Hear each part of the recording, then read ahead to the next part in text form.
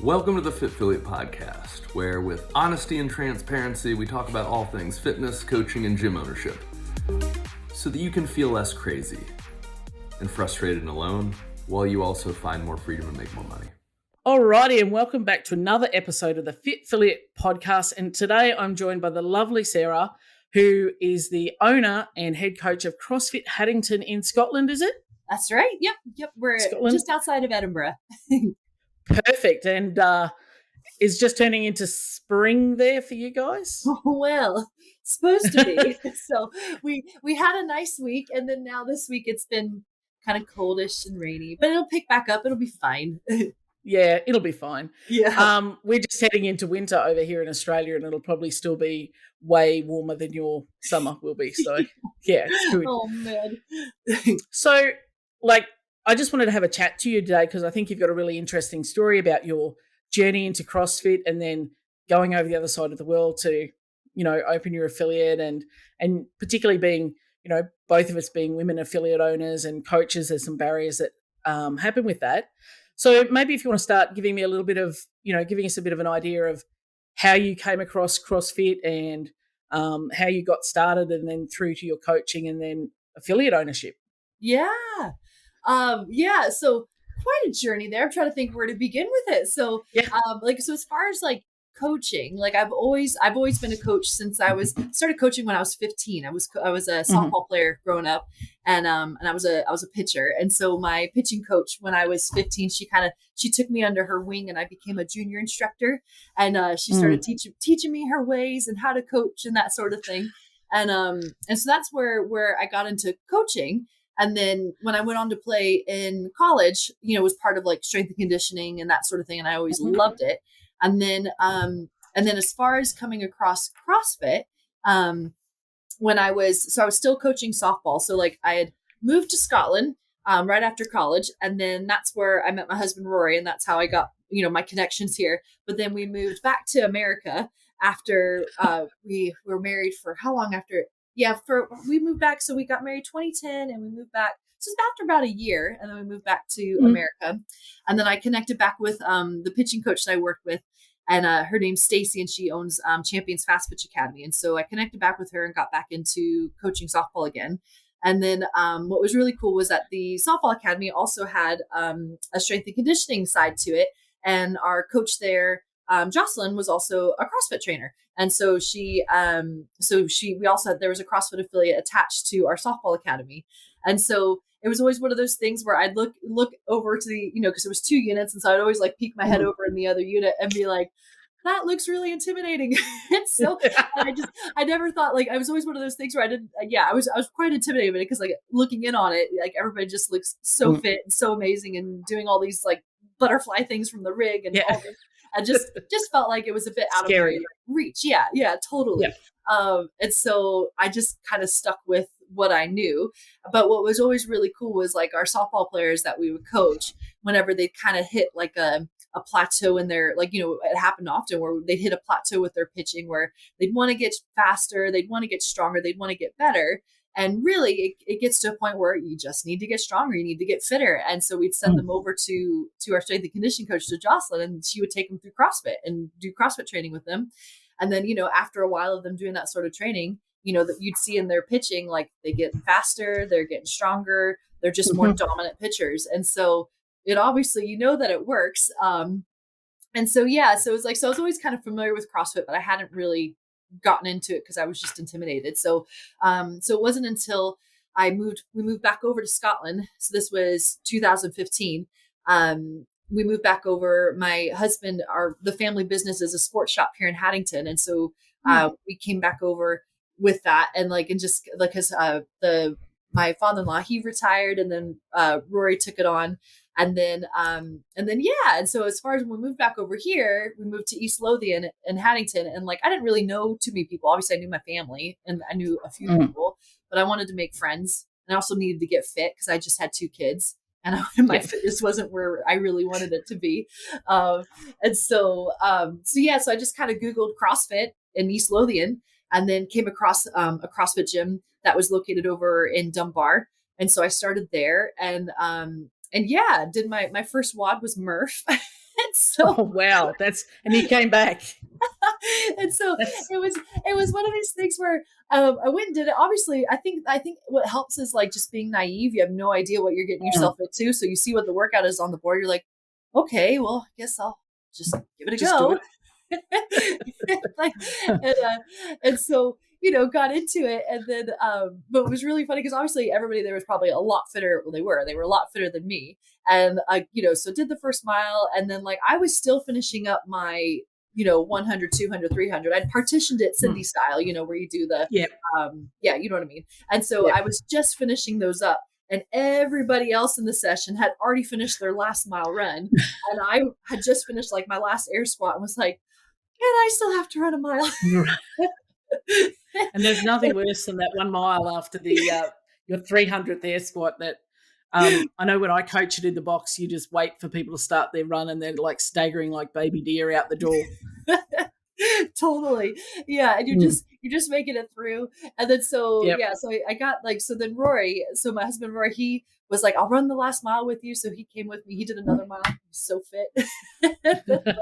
And which then made me like, sometimes that's a good thing or a bad thing. Well, that's the thing. It was one of these things where it was like, I really appreciated it, but at the same time, it made me feel like so unfit. Yeah. And so the whole last mile, I'm like beating myself up. And then like, I was actually quite upset, but like what it actually did was it lit a fire in me to like get stuck into, there's Chloe. Say hello to Chloe. Hi, Chloe. How you been? Good, mate. Sorry. You're fine. The photo bomber. That's right. It's good. And so yeah, just kind of like lit that fire in me as far as like, like I saw where I wasn't and where I wanted to be. And I wanted to get to, it was like more of a challenge of just like, I wanted to get my fitness to that better place. And so anyway, so for me, it lit a fire into me. It didn't discourage me. I was mad at myself more than anything else. And so I just got into it, got stuck into CrossFit. Every day I was nervous about what was on the whiteboard, but I wanted to give it a go. And I love the challenge. And so that's how I got started with CrossFit. And then I came out of that after a while of doing it. The affiliate owner there, he found out about my coaching background and then just with softball and then said, well, would you ever be interested in coaching this? And I was just like, well, yes, but I didn't think I would be like, you know, I thought I had to be fitter to be able to coach. Yeah. And he was like, no, you can go now and go get your level 1. And so then, so I went and got my level 1 and it was a great experience and a big learning experience. And then from there I started coaching. And so, and I just loved it because I think for me, coaching's always been a passion. And so it just kind of lit that coaching fire again. And then I was just really motivated to continue to pursue further credentials, like went and got my level 2. And then like quickly after getting my level 2, because like part of the closing out, you know, talk was like next steps after your level 2 is like, you know, you continue to read, you can continue to study. You know, when you have coaching opportunities, you know, go and coach and use what you're learning, putting in practice. And then the last thing he said, he's like, well, then, you know, after like also do like specialty courses, like go on the gymnastics course, the weightlifting course, that sort of thing. And then he was like, and then, you know, pursue your level 3, you know, go ahead and start pursuing that. And so I was like, okay. And so then basically just like went home, looked it up and then, you know, got registered to start pursuing my level 3 that year and then did that. And so, yeah, so that's kind of CrossFit. And then, because I know you asked, it was kind of like a big, broad, like spectrum of the journey. And then after doing that, it wasn't too long after that, then just got some vision for what I'd like to do. Because where I was coaching at before was about 15 miles away from the town where I live. And there was kind of a gap where I'm at as far as the gym. And so, and also too, Roy and I have always kind of wanted to do something together where we could kind of link the sports shop with the gym a bit and kind of try to elevate sport and fitness and health in our area. Yep. And so that's kind of how CrossFit Haddington got started was an idea, and then had a great team of just some great friends and family around to support me along the way to launch it and get it going. So how long have you been open now? We opened, it was May 18th, 2019. So we're hitting 3 years now. So, that's actually a significant milestone because a lot of, in my journey, I was told that a lot of trainers and, you know, small micro gyms, if they last, you know, 3 to 5 years, then they've got good long-term stability. Like most will fizzle out after 1 to 2 years. And the gym that I wound up buying, the owner had only had it for 2.5 years before she looked to get out. And I thought, well, if I can just outlast how long she had it, I think I'll be doing well. Where are you at with yours now? How long you been? Well, technically the affiliate is 10 years, but I've owned it for 7.5 now. So nearly 8. Lisa. So yeah, so that's it's and a thriving. decent milestone. And all through, COVID and, and I know you guys actually had a pretty rough run through COVID with closures and restrictions, and it was pretty tough. Yeah. So, you've got a wealth of experience. You now got your level 3. Congratulations. And that's something to be very proud of. Oh, it's fun. Yeah. How, in your coaching journey, and I'd be really interested to hear from you, is from being a woman coach in, what is traditionally male dominated, even though there are a lot of female coaches, but sometimes it can be hard for women to break through that coaching stigma and have that feeling that you had is, I need to be fitter, or I need to be, this superhuman person. Right. Have you come across any of those sort of challenges or barriers, and how you kind of had to work around that in your journey to feel like almost you had to prove your credibility before you started doing something? Yeah, I would say, I think it's one of those things where it's one of those things where I felt like when I started, I probably had more of those kind of feelings as far as like being like, they're not listening to me because I'm a female, or that sort of feeling. Mm-hmm. And then the longer I've gone, I think it's more of like, because it's, you never want to discredit like people's experiences, because I think sometimes things do happen where maybe somebody, it's more of an issue with them and they didn't listen because of that silly reason. But then as well too, I've just kind of found the more, especially with coaching, that you just kind of step out in confidence and just know that like, you know what you're talking about, and like, how to connect with people, and that like really more than anything else, like you're just trying to help people. And like that you make it your kind of your focus and your concern to connect with that person, male or female, and you want to help them and you're genuine, then it's one of those things where, at the end of the day, if they don't listen, that falls more on them, but you're giving your best. And so I think, I don't know where I'm trying to go with this, but I think the longer that I've gone and the more confidence I've grown in that what I have to offer is valuable for them, then it's one of those things as a female coach, I haven't really run into it as much anymore, because it's like, and maybe I'm just naive again to where maybe they are thinking something, but I'm just not picking up on it because I think I feel good. That's the big win. It can be, I found through my journey, because, I had to, always scale a lot. And I feel like, because, and, you came from a similar background where you've scaled a lot of movements and stuff, it really makes you focus on the progressions to learn a movement. So you can actually teach it in greater detail than someone who just flies up on the rings and does a muscle up and goes, how did you do that? And they're like, I don't know, I just pulled and swung. It's like, okay. Yeah. Whereas we know what it's going to take to get there, even though like I will live to be 100 and probably never get a muscle up. But, we can go through those structures, because particularly for women, we're not as strong and we have to break things down a little bit more. So I think that's one of the strengths we have is being able to really get down to the minutiae of the movement, not just jump up there and just do it, Right. Be fine. Well, it's just being able to meet people right where they're at, and then elevating them from there. And so it's just to where, and I think that's the thing as well, is where I think sometimes what can happen a lot in CrossFit, because there is a lot of, what's great about it is all the challenges, like new skills to learn and that sort of thing. And I think sometimes people can maybe beat themselves up because they don't have a certain skill, where it's more of just like, really at the end of the day, it's about moving and getting healthy and, taking care of yourself, so that way we can live happier, healthier lives. And so, the fact that they're there and they're doing something and we're making progress, then that's a win. And so the fact that you might not be swinging up and doing muscle up yet, that's okay. We're still going to get a benefit from you getting strong, of working on your lowering transitions of your pull, transition, push, that's still going to be stronger. Exactly. And we're getting that's progress. And just kind of, I think, thinking about in the grander scheme of life and things, as far as just like the grander scheme is that we want you to live a happier, healthier life. And so just by being here and doing something is you're making that progress. And so, so I don't know where I'm going with that, but that's that's perfect. It's actually really, really well said for, what we the perspective that we have, it's like even if someone's doing the base level of scaling for something, it's still better than when they were sitting at home doing nothing at all. Like I Yeah. have some members, they do burpees, still with their hands up on a wall and just step back and step in. And they're like, they're not real burpees. I went, they are real burpees Yeah. because you feel the same as the other people who are now lying on the floor. Are Yeah. you not tired? Yes. Well, then it's just appropriate range for you. And Exactly. it's better than you sitting at home and having a packet of Doritos and binging Netflix. Exactly. Exactly. And they getting to be with the tribe. And I love when I first joined CrossFit because I'd been to other gyms and done other fitness programs, and you kind of like being a larger body person, you go in and no one would really talk to you. You got all the cool girls in there, lycra and whatever. And then the first time I ever stepped into a CrossFit gym, all these people talked to me.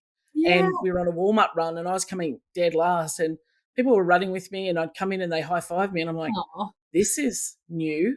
That's and what it's just, yeah. And, the people who come last get the biggest cheers, which is true because the people who come first, everyone else is working, mate. We're not going to look at you finishing first. So I fell in love with that community of that. Yeah. Oh, when I walked in, I was like, oh, I belong here. Yeah. This is where I found my home. I found my place, writing our score on the floor and all that stuff. It's like, oh, this is where I belong. I've just felt at home, I didn't have to wear anything particular. And it's what I kind of want to create in my spaces. It doesn't matter what you wear or what you do. Someone's still going to high-five you at the end. And that's the beauty of what we do. Absolutely. So in your journey as an affiliate, and we've met through working as part of Fit Affiliate in the Mastermind Mentoring Group. What led you to reach out to Fit Affiliate for mentoring, or what triggered you to go, actually, these are the people that I think can help me? Yeah.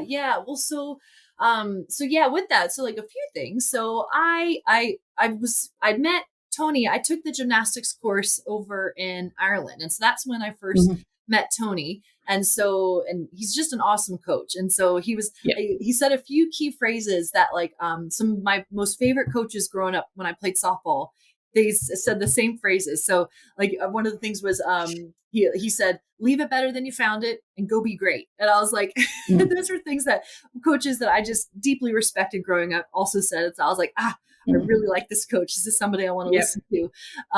And so that's kind of how I, then I guess you get connected through Instagram. And then, then I saw that they, I could tell he was starting up. This was back when it was all just starting the Fit Affiliate, him and Chuck, because I followed Chuck as well on Instagram and loved all his gymnastics stuff that he would post.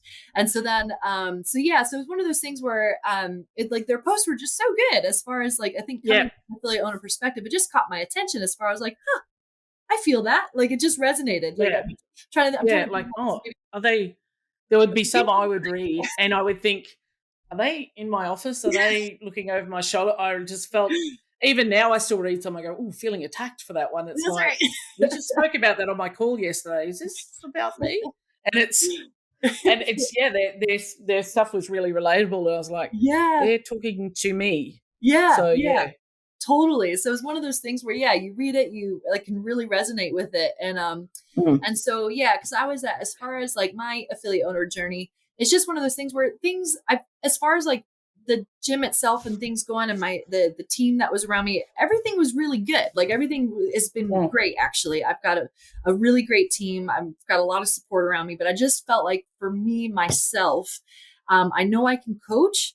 But as far as being running a business and running it well, I just felt so inadequate. And just I just didn't know what I was doing and on the business side of things. And I think that's been one of my things is that I really want to make sure that I'm leading the team well, that I'm doing this right, and doing it well and really, just fulfilling the mission that I want CFH to fulfill as far as it's because it's not about, it's never been about me. It's not about Sarah, but it's what I wanted to make sure was that it's truly helping people and truly doing what it's meant to do. And I'm not, messing it up, which is what I was afraid I was doing on the business side of things.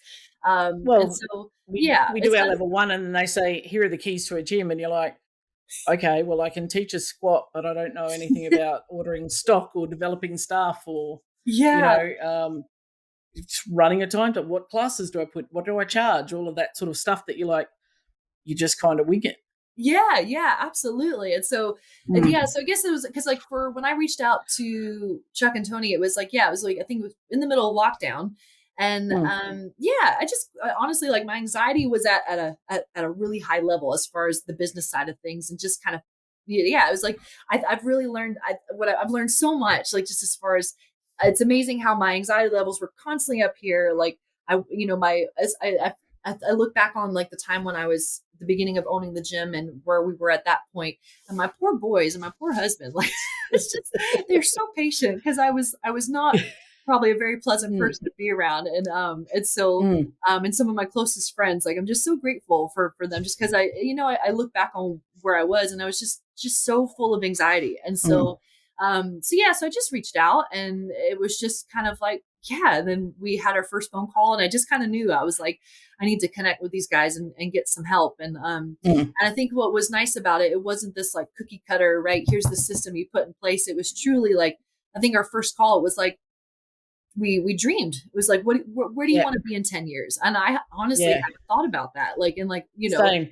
Like 3, 5, 10 years. And I was like, dang, I was like, okay, I can maybe think about 3 years, maybe, but like to think beyond that, like, and just getting me to dream again. Cause before owning an affiliate, before this was even a thing, I had ideas and dreams and visions all the time, And so, and then you get going with the affiliate, and like, it's wonderful, but you're into the day-to-day stuff and just trying to make it each day to keep. It is that like the forest for the trees. And when they do ask that question, like where, and I was like, I don't know, just serving more people and I'm doing fitness. And they're like, no, wrong answer. And you're just like, and I'd worked with previous business coaches that cost an awful lot of money that just said, do it this way. This is the best way. I'm like, oh, it doesn't really fit with me. And then they would make you feel less. And I found in my affiliate owner journey that sometimes it's quite lonely being an affiliate owner, because you can't talk to your coaches. You're not going to go to your coaches necessarily and say, I feel like I'm a failure, or I feel like I didn't do this very well, or and no one's also coming up to you and going, hey, great job on keeping the toilet paper supplied or the toilet clean. You're not getting that you would have, and you've got to make the decisions, and you live and die by your decisions. And what I loved by starting that relationship with Fitfiliate and the coaches was, you're not alone. There's someone every week who's going to listen to you and then help you get that outside perspective and clarity. Like you said, with your anxiety high and you're in the middle of the storm, they can just go, okay, well, ask you the right questions. And all of a sudden you're like, oh, the seas are a little calmer now. Yeah. It's okay. I'm not dying. It's all good.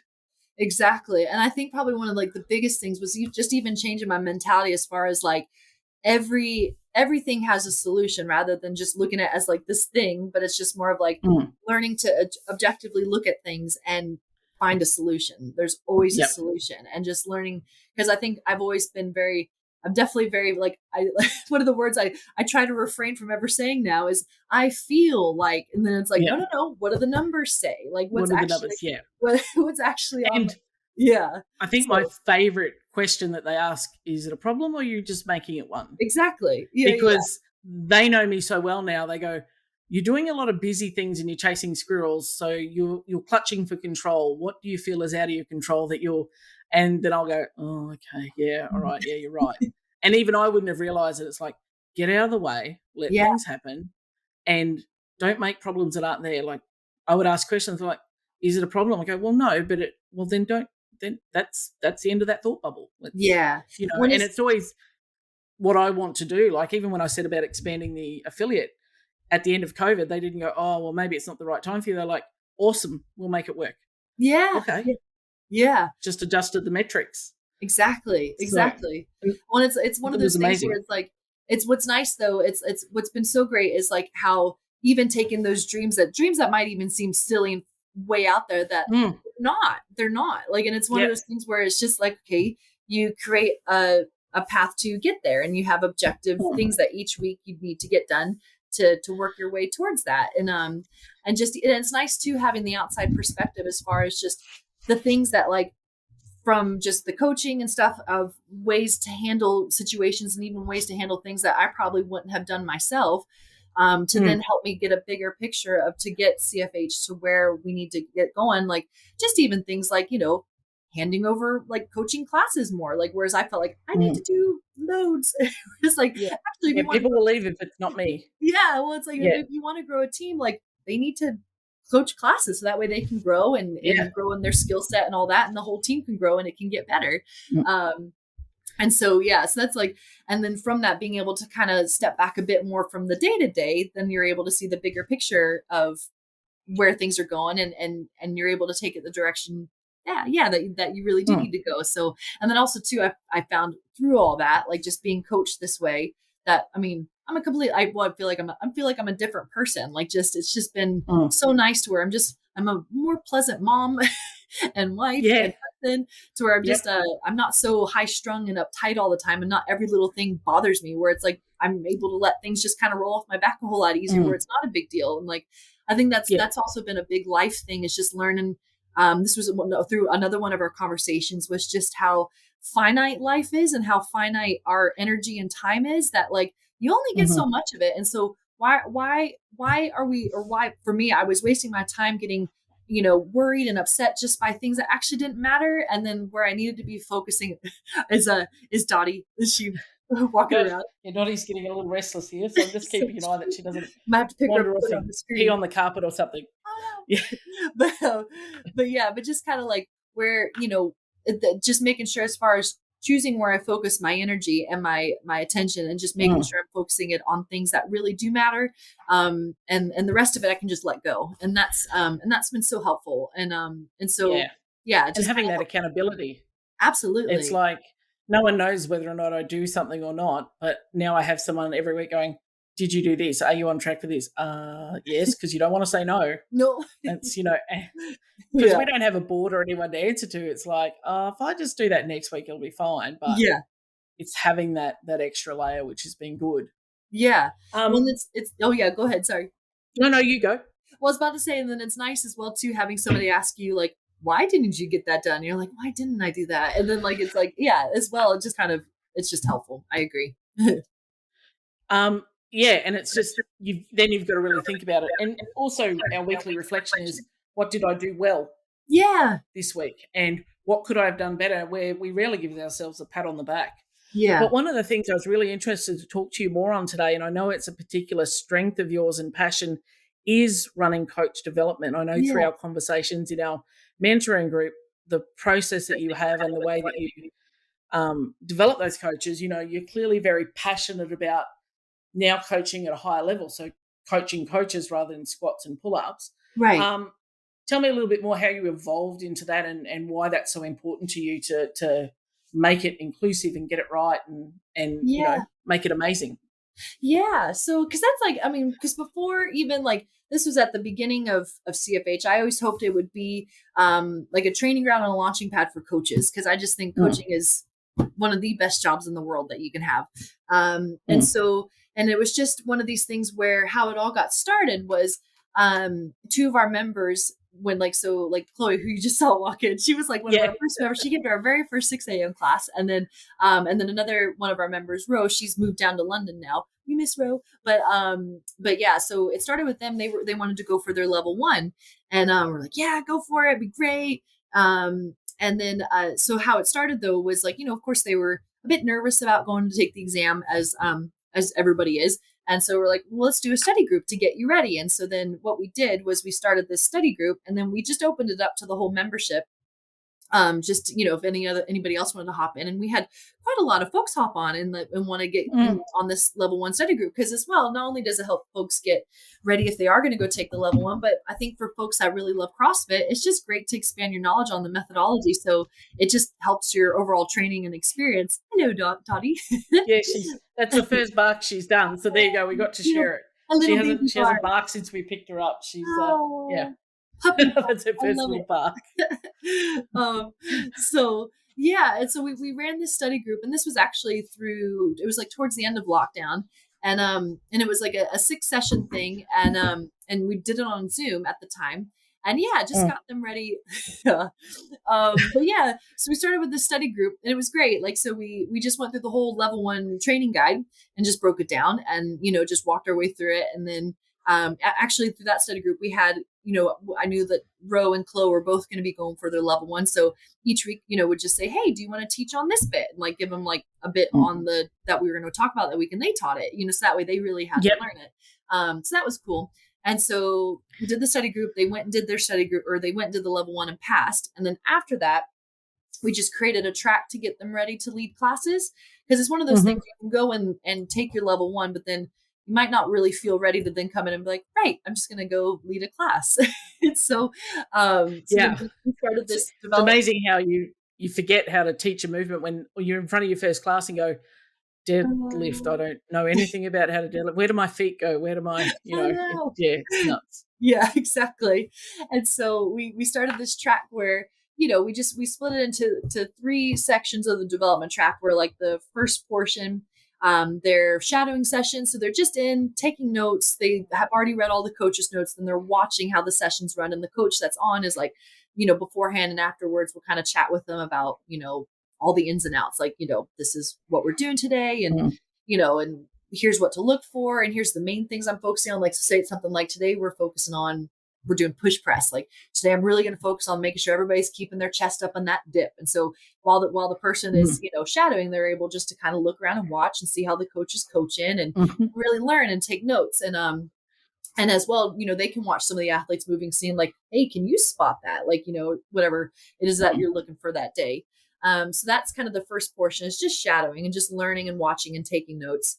And then the second portion is then to co-coach. And so they'll, them and the coach that's on will work together, and then they'll split the class. So it might be like, hey, so today you're going to teach the section on push press. And so then that way they take the whole class through that section of learning the lift or whatever it is, the movement that day. And then through that phase of the development, just trying to make sure that coach that's developing, maybe then the next session they get to do the whiteboard talk. And then the next session they get to, do the warm up or whatever. And it's to where at some point they've covered every aspect of the WOD, to where they've done everything, and then they're ready to eventually lead the whole thing. And so then the next section is, once they've kind of gone through the co-coaching and they're ready, then the last portion is that they then lead classes with the coach there. So they kind of like swap, where the lead coach then is there as support, and then the developing coach is leading. And so that way too, they're getting live feedback. So then like right after the session, it's just saying like, hey, that was great. Just make sure, you're giving everybody a cue each rep or whatever it is, and that sort of thing, whatever it might be.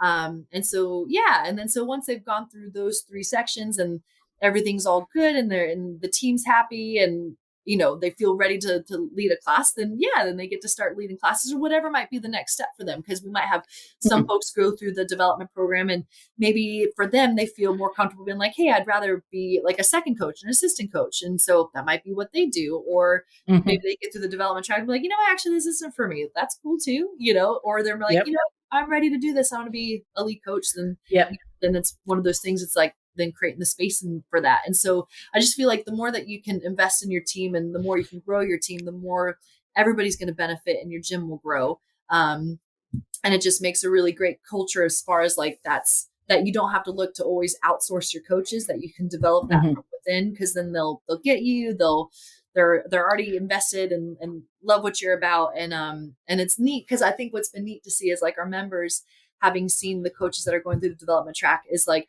they're all cheering them on. Like the members love it. And it's one of those things where when they see them like leading a section, and it's nice seeing afterwards, like, you did so good. That was so great.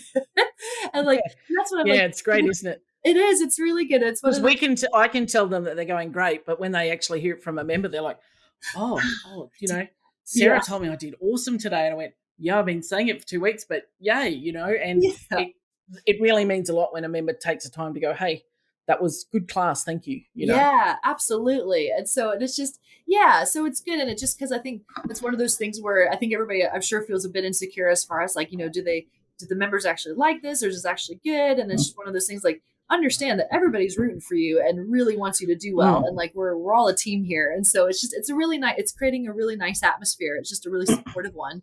And so, so as far as that's what we do. And it's one of those things where, if in any way that I can help another affiliate owner, it doesn't have to look like ours, but, develop something similar to where it helps to create that culture. I'm happy to help and would love to. And so yeah, Fantastic. it's so good. So, we're clearly, the podcast is aimed for coaches and affiliate owners. Mm-hmm. If you could give, a new affiliate owner a piece of advice that they could watch this episode, listen to this episode, and run away and implement, they go, okay, I'm not doing a good job developing my team, or I'm running all the classes. What's something that they could do, and take away and just do one small action, which is going to make a bit of a change to their trajectory in this area? Yeah. So gosh, there's lots of ways to answer that. I would say with your current team and your current coaches you do have, just chat with them about as far as I would ask them, what do they want to do? What are your dreams, and what do you hope to achieve? And and trying to be in a position to where you can help empower them in that, to where you're for them, where say they really have a big desire to where they do want to, I really want to be a lead coach. Okay. And they want to take on more hours. Great. Let's get you on a track to do that. Or you know what? I really have a passion for, I want to help develop a teams program. Cool. Let's work. Let's do that together, and let's help get you on a track to where we can. And so I think within your affiliate, I think sometimes as the affiliate owner, it's easy to fall into the thing that you've got to do everything, where really it's more of just build your team, and just it's one of those things, build your team and then help to empower them to pursue dreams and to pursue what it is they're really passionate about. And everybody wins. And it's almost exactly like the conversation that you had on your first call with Chuck and Tony, and that we all had, is what are your dreams? So someone asked you that, and you realize the power in that when you actually ask your staff, well, what do you want? And they're like, oh, I just thought I was covering some classes. No. No. You can own something, you can create something and own it within this space. All the ideas, I'm 8.5 years in, maybe I don't have all the good ideas anymore. You've probably got better ideas, and it's asking them. I found that was a really powerful thing. And it's take your coaches out for a cup of coffee. Yeah. And just ask them. It's challenging at first because it makes you seem, you've got to be quite vulnerable in that space and go, and be prepared maybe for answers you don't want, but also to say, I'm here for you. So what you're helping my dreams become a reality. Yeah. How can I help yours now? Exactly. And how do they fit together in that little intersection? Exactly. And I think it's one of those things is just, like you said, it's you're putting yourself in that vulnerable position. Whereas I think it's a really great position to be in. It's just being transparent and vulnerable. And I think that's where then, because then better connection is made, and then you're able to, make progress and do something significant and that's meaningful, rather than it just being you cover classes and I employ you. It's not that's not a great relationship. You know what I mean? So it gets a bit tricky. Yeah. So there we go. But so I would say definitely finding ways to empower your team, listen and invest in them, and show your gratitude, or show. I think it's also to show appreciation, because it's one of those things where it's the team works hard. They put in time too. And so it's one of those things is showing to the appreciation for that and verbalizing it. And so that way they know that they're valued. And so, because it's one of those things it's nice to be recognized. And so I think, it is. Absolutely. Yeah. So just before we wrap up and put a bow on it, if an affiliate owner does want to know a little more about coach development in that space, what's the best way to reach out to you? Where are you on the socials? I actually came off of Instagram, and so I know. And so I was like, do I need to get back on there? I haven't really missed it. I missed chatting with you guys, but as far as to get in touch with me, you can get so my email is probably the best way. So Sarah at CrossFitHaddington.com is my email address. And then now you're making me think about if I should get back on the gram or not. It was nice to take a wee break for a while. I definitely agree with you that sometimes you've just got to not be on the gram, and things get a bit hectic sometimes. And sometimes I just peel back and go, I'm only going on to post for the business, and then I am out of there. And then and you've got to be a little bit disciplined with that, because suddenly you're into the vortex of scrolling and. Well, I just found it was a black hole. Doggy video after doggy video. Hey, nothing wrong with them, but there's only so many. I have work to do, though. I was like, I just spent 10 minutes watching doggy videos. What am I doing with my time? The old screen time feature on the Apple thing that sends you every week, you're like, oh, I need to spend less time on my Instagram. Yeah. It's like, and then when Chuck and Tony are saying, why wasn't that done? And I was really busy. You go, actually, I don't know if I was. Yeah, I had and time. you've got to add that up. Yeah, but email's a great way for people to reach out to you. For sure. No problem. Well, thank you for your time, Sarah. I'm glad we finally caught up and made this happen. I've loved chatting to you, and vice versa. looking forward to our next chat, my friend. Sounds good. Thank you, Lisa.